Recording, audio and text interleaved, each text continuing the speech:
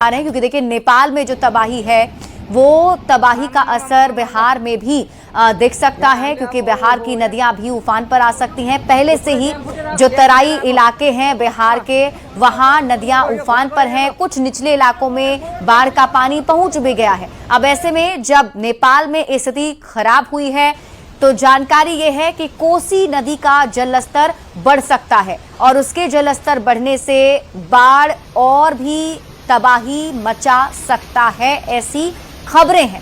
अब इस पर अभी से ही मंथन शुरू कर दिया गया है। मुख्यमंत्री सम्राट चौधरी ने खुद ही जानकारी दी कि अभी एक हाई लेवल टीम जो है वो बैठक कर रही है। सीएम ने खुद बैठक की, जरूरत पड़ी तो मुख्यमंत्री खुद वाल्मीकि नगर जाएंगे जहां जायजा लेंगे। और अब केंद्रीय गृह मंत्री अमित शाह ने भी फोन करके जानकारी ले ली है।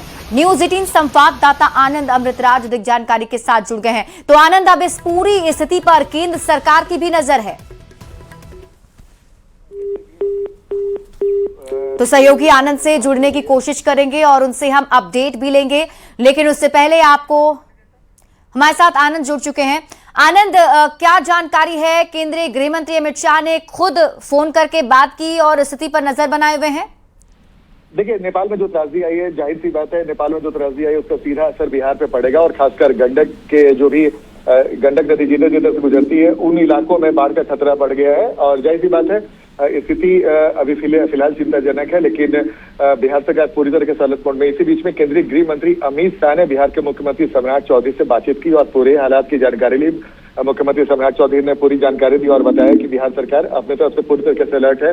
SDRF और NDRF वो तमाम उपाय कर लिए गए हैं। सुरक्षा के साथ ही जो तटबंध है वहां पर भी विशेष निगरानी रखी जा रही है। इसके अलावा जो भी तैयारी हो सकती है अलर्ट मोड में बिहार सरकार है। उसके बाद गृह मंत्री अमित शाह ने मुख्यमंत्री को भरोसा दिलाया कि केंद्र सरकार पूरी तरीके से मदद को तैयार है। जो भी मदद की जरूरत पड़ेगी केंद्र सरकार करेगी और खासकर NDRF SDRF की टीम की जितनी भी जरूरत पड़ेगी वो मुहैया कराई जाएगी। तो जाहिर तौर पर बिहार को जिस तरीके से अचानक से ये फ्लड का थ्रेट झेलना पड़ सकता है, जिसकी संभावना जताई जा रही है अब से 2 से 3 घंटे के बाद, जब वाल्मीकि नगर के पास जहां से गंडक बराज है वहां पे नेपाल से आने वाले पानी पहुंचेगी और उम्मीद जताई जा रही है कि 2 से 2.5 लाख क्यूसेक पानी तक पहुंच सकता है। जाहिर सी बात है अचानक से 2 से 2.5 लाख क्यूसेक पानी आने के बाद गंडक में दबाव बढ़ सकता है और जो भी गंडक है, जो सीमावर्ती जिला है जहां जहां से गंडक नदी गुजरती है उस इलाके में स्थिति थोड़ी गंभीर हो सकती है, लेकिन इस पर लगातार निगरानी रखी जा रही है। लेकिन गृह मंत्री अमित शाह, ठीक है आनंद, आप इस खबर पर नजर बनाकर रखें। शुक्रिया इस अपडेट के लिए। और हमारे साथ न्यूज 18 संवाददाता शैलेंद्र कुमार भी जुड़ चुके हैं। शैलेंद्र, अभी उप मुख्यमंत्री ने भी जानकारी दी कि गंडक बराज पर जो पानी है वो अभी 2 से 3 घंटे के बाद आ सकता है और तबाही हो सकती है, ऐसी संभावना है। तो अभी फिलहाल क्या स्थिति है वहां पर?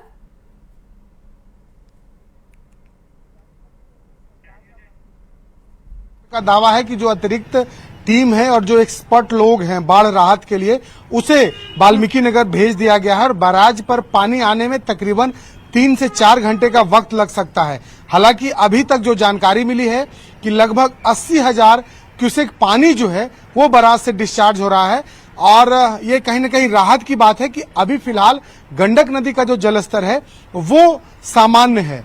लेकिन जब पानी के आने के बाद की जो स्थिति है उसके आकलन के अनुसार से लगभग 2.5 से 3 लाख क्यूसेक पानी जो है वो डिस्चार्ज होने की संभावना जताई जा रही है।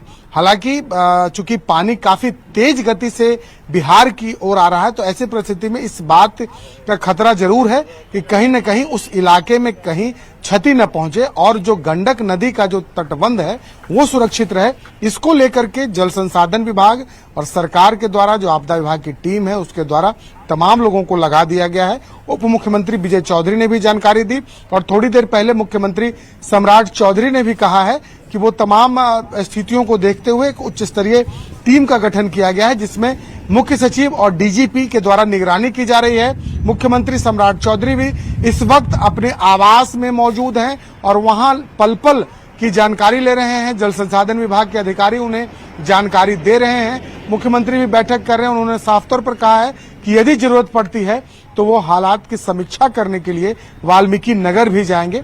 फिलहाल लोगों को इंतजार है कि आखिर जो पानी जो रौद्र रूप में बिहार की ओर आ रहा उसकी गति क्या धीमी पड़ेगी या नहीं।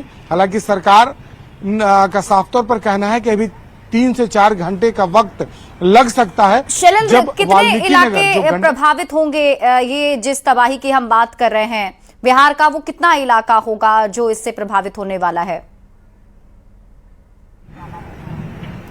हाँ बिल्कुल, देखिए इसी को लेकर के गंडक नदी जिन जिलों से होकर के गुजरती है उन जिलों में भी अलर्ट जारी कर दिया गया है। सभी जिलों के डीएम और एसपी को अलर्ट किया गया है और खासतौर पर निर्देश दिया गया है कि तटबंधों को देखें, लोगों को यदि कहीं कोई परेशानी होती है उन्हें सुरक्षित जगह पर ले जाए। और दूसरी जो सबसे बड़ी बात है कि नदी के पेट में जो लोग रहते हैं उन लोगों को वहां से ऊंचे स्थान पर पहुंचाया जाए, ताकि यदि जलस्तर अचानक से बढ़ता है तो कम से कम नदी के अंदर जो गांव के लोग या दियर के रूप में जो लोग वहां रह रहे हैं वो ऊपर आ जाएं, ताकि उन्हें सुरक्षित रखा जा सके। तो तमाम जो तैयारियां होती हैं फिलहाल सरकार की तरफ से की जा रही है। दूसरी ओर भारत सरकार की तरफ से गृह मंत्री अमित शाह ने भी बिहार के मुख्यमंत्री सम्राट चौधरी से बात की है और कहा है कि केंद्र सरकार की तरफ से भी जो सहायता चाहिए वो सरकार सहायता करेगी। बने रहिए। इसी बीच दर्शकों को एक खबर दिखा देते हैं। स्वास्थ्य मंत्री निशांत कुमार का भी बयान सामने आ गया है। नेपाल में तबाही पर निशांत कुमार ने कहा कि लगातार बैठकें जारी है, बाढ़ आने पर जल्द ही मदद मिलेगी। निशांत कुमार की तरफ से बयान दिया गया है, आप खुद देखिए।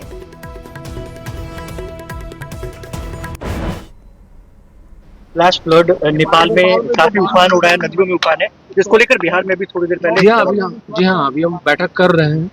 तो जो भी हमारी कोशिश रही कि जल्द से जल्द हम बाढ़ अगर आए तुरंत हम उनको सहायता दें और जो भी जरूरतमंद है उनको उन तक हम पहुंच।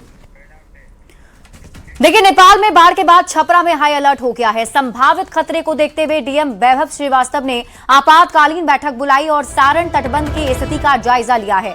साथ ही अधिकारियों को लेकर खुद भी सारण तटबंध का जायजा लेने पानापुर और मकेर निकल गए हैं।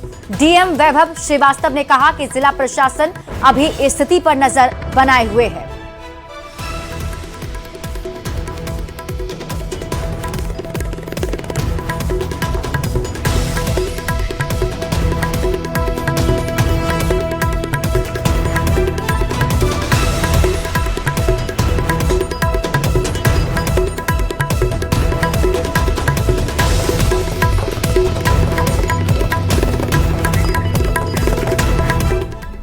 और अब खबर बेतिया से है, जहां नेपाल में भारी बारिश और भूस्खलन के बाद अलर्ट जारी किया गया है। त्रिशूली नदी में उफान से बिहार में हाई अलर्ट जारी है और गंडक में तेज बहाव की आशंका को देखते हुए वाल्मीकि नगर बैराज की सुरक्षा बढ़ा दी गई है। निचले इलाकों के लोगों को सतर्क किया गया है। एसडीआरएफ एनडीआरएफ की टीमें अलर्ट पर है। वाल्मीकि टाइगर रिजर्व का रेस्क्यू दल भी बैराज पर मुस्तैद है। बिहार और यूपी के तमाम अधिकारी